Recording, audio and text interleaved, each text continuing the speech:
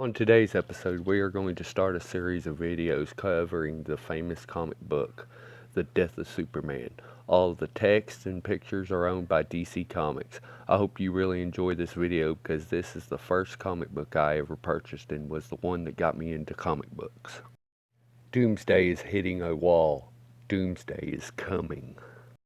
Somewhere on Earth, Doomsday breaks free from his prison. Doomsday is here. A boy named Keith goes into a hardware store to get glow-in-the-dark spray paint. Under the city, the Underworlders are trying to steal the electricity to power their war machines. Keith is packing his bags to try to save his mom and warn Superman of the monster's plans. Keith goes into a tunnel and sprays arrows so he doesn't get lost. Lois Lane arrives at the Daily Planet. In her mailbox is a note to send Superman to the basement of the West Side power plant, and leaves a note on Clark Kent's computer about the tip, and leaves. Doomsday stands in a field. A bird flies into his hand, and he crushes it. Superman arrives at the Daily Planet and is told he has a message on his computer. And as he goes to check it, the power goes out. The Underworlders rejoice. Lois goes into the power plant and is captured by Clawster. Charlie convinces Clawster to take her as a hostage. Keith overhears it and now knows that the Underworlders don't have his mom. Doomsday punches and obliterates a tree. Keith runs out of the tunnel and paints a Superman symbol. As Superman shows up, he tells him that the monsters have Lois. The Underworlders begin their invasion of Metropolis. Superman begins destroying the borer, then takes a grenade from Rambo and puts it in Clawster's mouth. The grenade explodes and knocks him out. Then the other monster shoots Superman with one of the war machines. Superman begins to take a beating from the barrage and pincers try to impale him. Superman begins to beat the Underworlders. As one tries to escape, Superman captures him and makes him tell Superman where Lois is. Doomsday arrives in a city and destroys a bridge. Superman finds Lois. She tells him that Charlie was the informant and kept the Underworlders from killing her. They decide to give the Underworlders a trial in Underworld. Charlie and his friends decide to remain in Underworld. Lois convinces Charlie to become the Underworld correspondent. Doomsday is walking down a highway and destroys a big rig truck. A trucker calls it in to the state patrol. This sounds like a job for the Justice League of America. The Justice League arrives and are trying to save people from the disaster left by Doomsday. As they continue to fight the fire and save as many lives as they can, they agree they must find the monster responsible for all the damage. Then we find out that Superman is the guest on the Cat Grant show. The Justice League of America follow the trail of destruction left by Doomsday.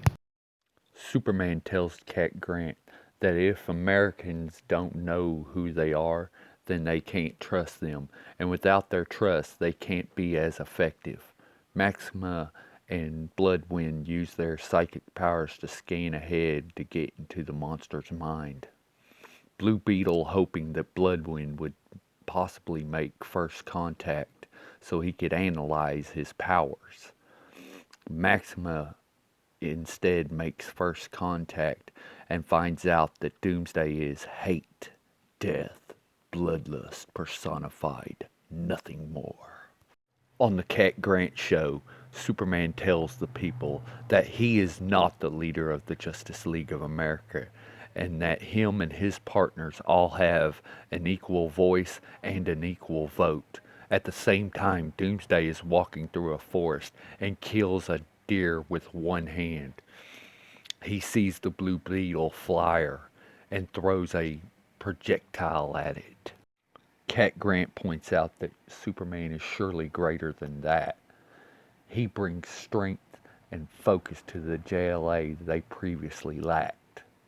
Superman tells her that they were always talented and is proud to be a member of their ranks. She also points out that him and Guy Gardner were fighting. Superman admits their relationship is icy, but they get the job done. As the projectile Doomsday threw makes contact with the flyer, it destroys it, and they eject with Guy Gardner saving Ice and Booster Gold saving the Blue Beetle. Then Bloodwind senses Doomsday is nearby. Cat begins allowing questions from the students. A boy asks what the heroes do in their free time, and Superman responds with how the Blue Beetle invents things. Ice travels, Maxima adjusts to Earth life, and Guy Gardner's a little more creative with his time. Doomsday makes his way to a highway next to the Lex Oil refinery. He begins destroying vehicles. The JLA sees an explosion and head that way, where Guy Gardner goes in to attack Doomsday. Another student asks why they won't let Guy Gardner be a Green Lantern anymore. Superman explains it was not their choice. It was the Green Lantern Corps' decision. Doomsday dodges Guy Gardner, throws him into the concrete, stomps, and begins to pummel him. The interview is watched at a high school, and two students talk about how boring it is. Doomsday continues his assault on Guy Gardner until Fire comes in to save him. Another student asks if Fire is as beautiful as she appears. Superman kind of shrugs off the question, saying she does a good job and is a good person. Fire continues attacking Doomsday and it doesn't even faze him. Bloodwind calls on the spirits around him to help him, and when he punches Doomsday, it too doesn't even faze him. A student then asks Superman if there is anything that scares him. Doomsday then punches Bloodwind so hard he goes right through an oil tank and is engulfed in flames. Superman responds that he fears failure, hurting innocent people, and that some of the encounters he has had in the past were so powerful that they could even kill him. Then Doomsday throws fire, and the others come in to help attack Doomsday as the Blue Beetle rushes to save Bloodwind. As he finds Bloodwind, he also finds out that Bloodwind is... The student then asks Superman if they ever get tired of all the violence. Then the Blue Beetle is grabbed up by Doomsday and is smashed into everything he can see around him. Desperately, Blue Beetle begs for help. Superman answers the question by saying he wishes violence wasn't necessary, but it is to protect the greater good, a good they choose to protect with their lives. Doomsday then hurls the Blue Beetle, and as Bloodwind goes to save him, Doomsday grabs him and uses him like a bat to hit Maxima. Then the show is ended due to the trouble in Ohio, and Superman asks if there is anything he can do to help.